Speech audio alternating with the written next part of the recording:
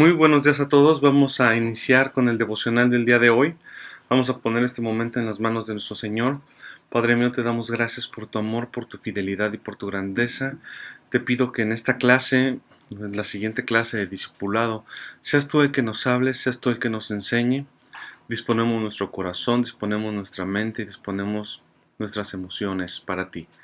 En el nombre de Cristo Jesús. Amén. Vamos ahora a revisar respecto al libro de Mateo. Un libro que es muy interesante. Platicábamos en la clase anterior que Mateo es escrito al judío. Por eso tiene tanta evidencia.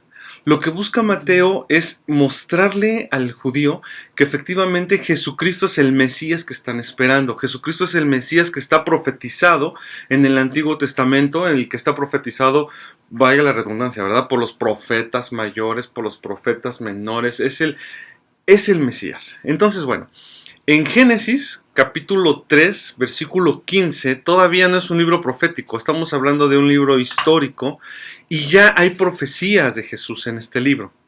¿Se acuerdan ustedes cuando hablábamos de la tentación, cuando Satanás logró que el hombre cayera en pecado, cuando el hombre le cede la autoridad a Satanás y entonces al caer en pecado, al caer en el pecado de alta traición, que es querer ocupar el lugar de Dios, en ese momento se dan las maldiciones. Y vemos en Génesis capítulo 3 versículo 15 que dice: y pondré enemistad entre ti y la mujer, y entre tu simiente y la simiente suya. Esta te herirá en la cabeza y tú le herirás en el calcañar. Le está hablando a la serpiente, le dice que Eva, o la simiente de la mujer, herirá a Satanás o herirá a la serpiente en la cabeza. ¿Por qué es tan importante esto? Esto es una profecía. La mujer, la simiente de la mujer heriría a Satanás. Entonces nosotros vemos que de dónde viene el Mesías. El Mesías tiene que nacer de la mujer. En realidad se oye así como que muy lógico, pero no es tan lógico, porque nace de la mujer, pero no así del hombre. Recordemos que Jesucristo fue engendrado del Espíritu Santo. Entonces, aquí la actividad no fue propia del hombre, sino fue la simiente del Espíritu Santo y la simiente de la mujer. Entonces, vemos que hay una profecía en donde dice que la solución a este pecado, la solución a este problema, no vendría precisamente del hombre, sino vendría de la mujer. Y después vendría también pues la revelación que sería de la mujer y de Dios, del Espíritu Santo obrando en ella. Esta es una profecía que está en Génesis 3:15. Después encontramos en Jeremías, ya estamos hablando de los profetas, capítulo 33, versículo 15, en aquellos días y en aquel tiempo haré brotar a David un renuevo de justicia, y hará juicio y justicia en la tierra. Quiere decir, cuando habla haré brotar un renuevo de justicia, está hablando que de la simiente de David vendría la solución. De la simiente de David va a venir el Salvador. Este estudio es muy importante porque vamos a encontrar varias profecías que hablan de la venida de Jesús. Y recordemos que Mateo se encarga de eso, ¿no? De demostrarle a la gente que es Jesucristo. Entonces encontramos que vendría de la simiente de David. Génesis capítulo 12, versículo 3 nos dice: bendeciré a los que te bendijeren, y a los que te maldijeren maldeciré, y serán benditas en ti todas las familias de la tierra. Esto, cuando Dios se lo escribe no se lo escribe, cuando Dios se lo habla a Abraham, después lo vemos escrito nosotros en Génesis, nos podemos dar cuenta que la solución también, es decir, la promesa, la profecía también va a venir de la simiente de Abraham. Todo esto que les estoy diciendo tiene una razón de ser cuando retomemos Mateo. Después dice Génesis capítulo 17, versículo 19. Respondió Dios: ciertamente, Sara tu mujer te dará a luz un hijo, y llamarás a su nombre Isaac, y confirmaré mi pacto con él como pacto perpetuo para sus descendientes después de él. Nuevamente nos está diciendo que de Isaac también va a venir la promesa. Quiere decir que de la simiente de Abraham, Isaac, Jacob, toda esa simiente, de ahí va a venir la respuesta. De ahí van a ser benditas las familias de la tierra. De ahí viene el Mesías. Encontramos después en Génesis 49:10 que dice: no será quitado el cetro de Judá, ni el legislador de entre sus pies, hasta que venga Silo, y a él se congregarán los pueblos. Y cuando nosotros lo leemos a veces no entendemos, ¿verdad? La Biblia tiene de repente un lenguaje un tanto complicado. Por eso es importante que en este discipulado nosotros estudiemos y entendamos bien qué es lo que Dios nos está tratando de revelar en las Escrituras. Cuando dice no será quitado el cetro de Judá, nos habla que el reino, el principado continuará en Judá. Nos está dando otra pista de la simiente de donde vendría el Salvador, de donde vendría el Mesías. Quiere decir que también va a ser descendiente de Judá, porque no va a ser quitada la autoridad de Judá. El cetro está hablando del principado, del reinado. En ese entonces el reinado venía de Judá, inclusive sabemos que David es de la tribu de Judá. Y David era el rey David. Entonces vemos que hay un principado heredado para la tribu de Judá, que es el rey David. Después del rey David viene Salomón, que también hereda el trono del pueblo de Israel. Y entonces nos dice que ese trono va a ser heredado también por el Mesías, que en este caso nosotros sabemos ya es Jesucristo. Isaías 11:10 dice: acontecerá en aquel tiempo que la raíz de Isaí, la cual estará puesta por pendón a los pueblos, será buscada por las gentes, y su habitación será gloriosa. Cuando nos dice que la raíz de Isaí, quiere decir que también de Isaí va a venir el Mesías.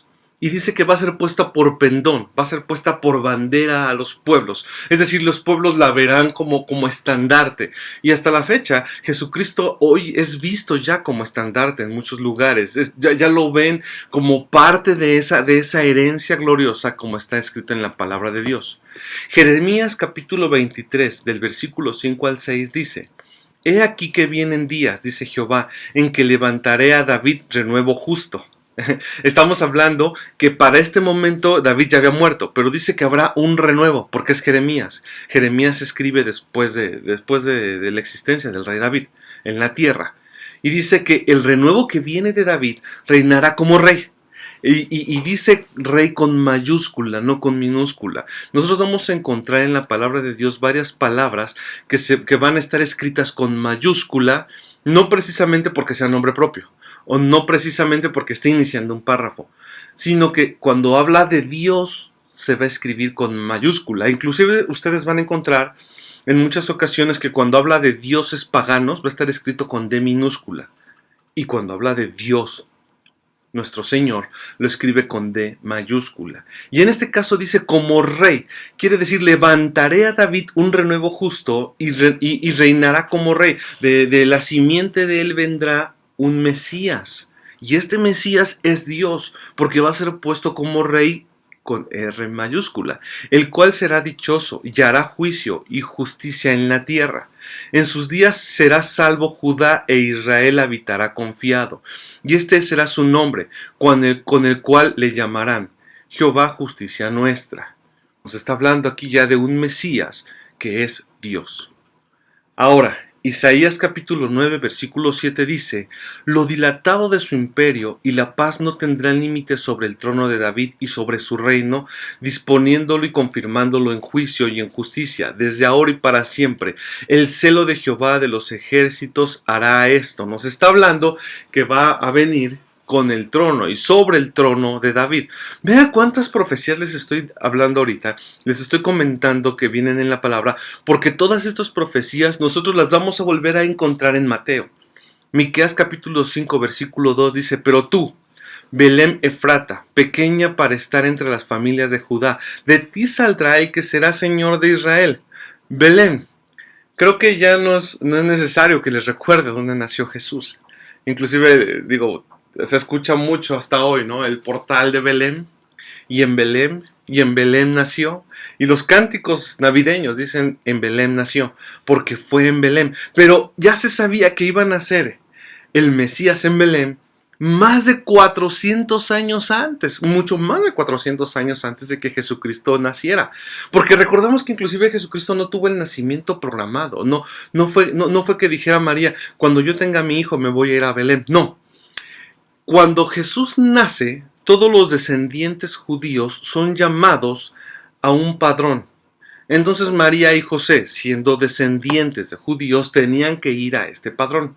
Cuando ellos van a ese padrón, se encuentran con que María está por dar a luz y entonces empiezan las prisas por buscar un lugar en donde quedarse, un mesón.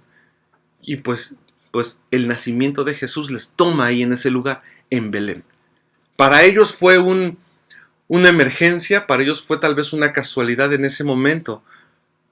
Pero si hubieran recordado lo que decía Miqueas capítulo 5, versículo 2, sabían que ahí tenía que nacer, porque ahí estaba profetizado. En Isaías capítulo 7, versículo 14 dice, por tanto el Señor mismo os dará señal. He aquí que la Virgen concebirá y dará a luz un hijo y llamará a su nombre Emmanuel. Y si dice que llamará a su nombre Emmanuel, ¿por qué le pusieron Jesús? Porque Emmanuel significa Dios con nosotros. Lo que está diciendo en un simbolismo es, a partir de ese momento tú puedes decir Dios está con nosotros. Ahora bien, estamos viendo que nacería de una virgen. Que María haya sido virgen y haya sido engendrado Jesucristo por el Espíritu Santo en el cuerpo de María, no era una casualidad, no era nuevo, no era algo que María se inventó. Ya estaba así la profecía en Isaías. En Oseas capítulo 11, versículo 1 dice, cuando Israel era muchacho, yo lo amé, y de Egipto llamé a mi hijo. Esta es otra profecía. Recordemos que cuando Jesús nace, Herodes manda a matar a todos los niños porque escucha que este Mesías iba a liberar al pueblo. Entonces él se enoja y se espanta porque dice, yo no puedo permitir que lo libere porque Israel me pertenece. Recordemos que Israel estaba en el dominio romano.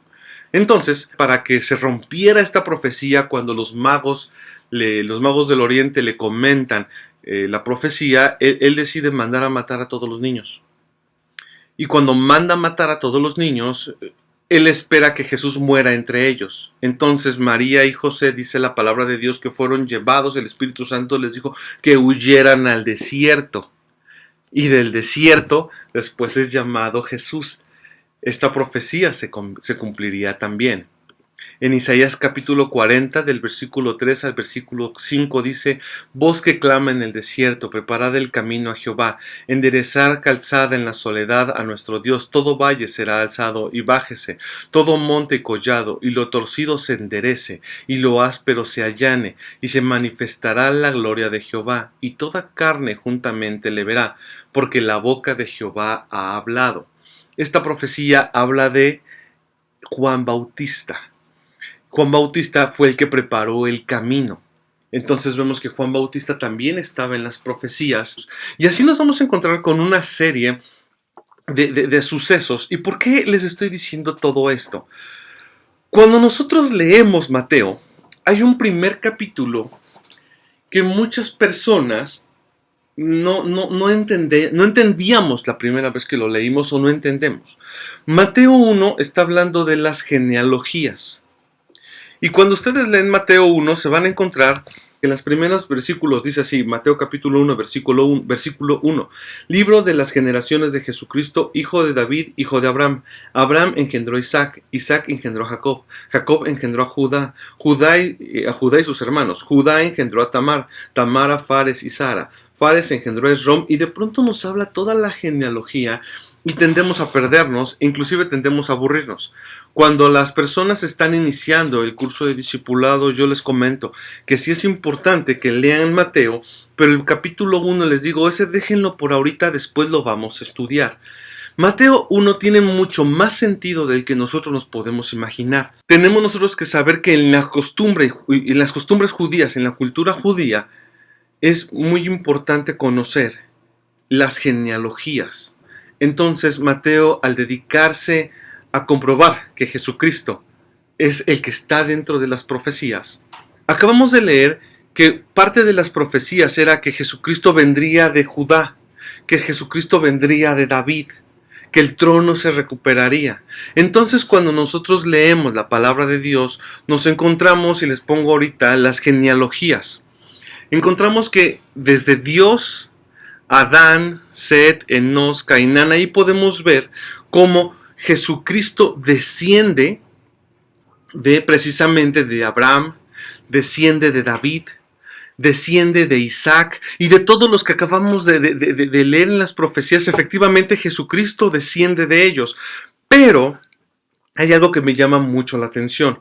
Cuando Mateo habla de las genealogías, si ponemos atención en la última parte, dice Eleazar, pues que engendra a Matam, y después Matam nos dice que engendra a Jacob.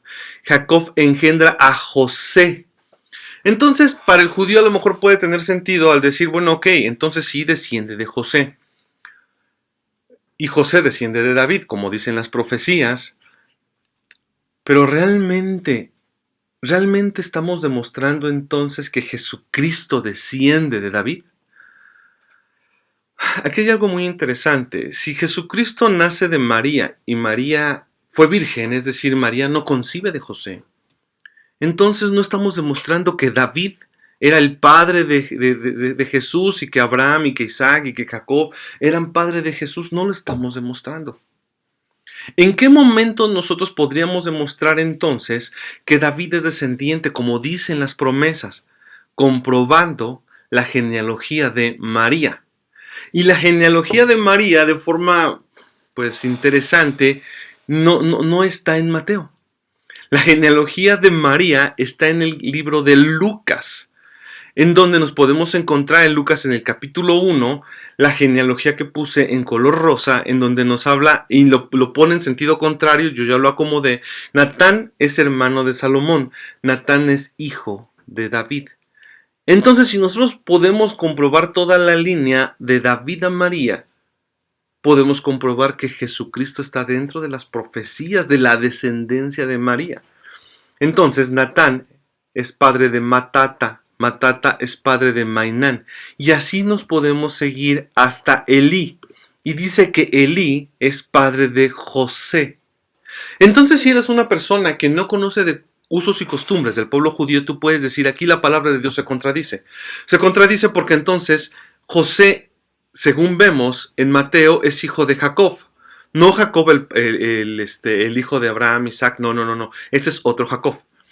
Jacob, padre de José, padre de Jesús, según nos dice Mateo.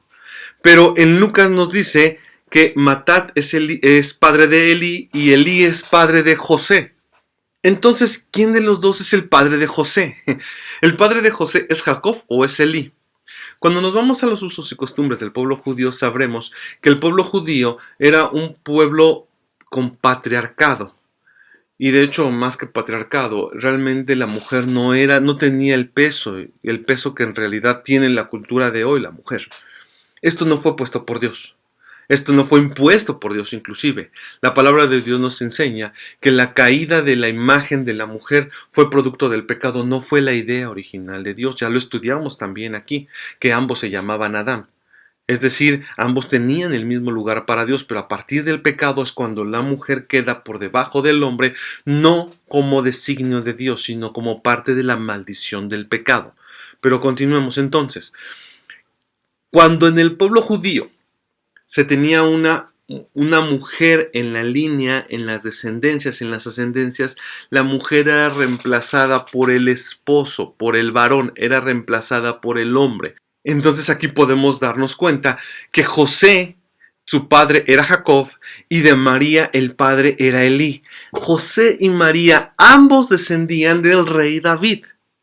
Qué interesante darnos cuenta de esto, porque entonces, si ambos descendían del rey David, por adopción Jesucristo cumplía con la parte profética y consanguíneamente del lado de María, Jesucristo tiene las características que las profecías indican, que es hijo de David, que viene de la tribu de Judá, que es hijo de Abraham, que es hijo de Isaac, que es hijo de Jacob. Realmente es importante darnos cuenta de esto porque en muchas ocasiones las personas creen que la mujer por Dios es quitada la importancia que tiene y esto es un tema machista y es un tema de patriarcado. Realmente no es así.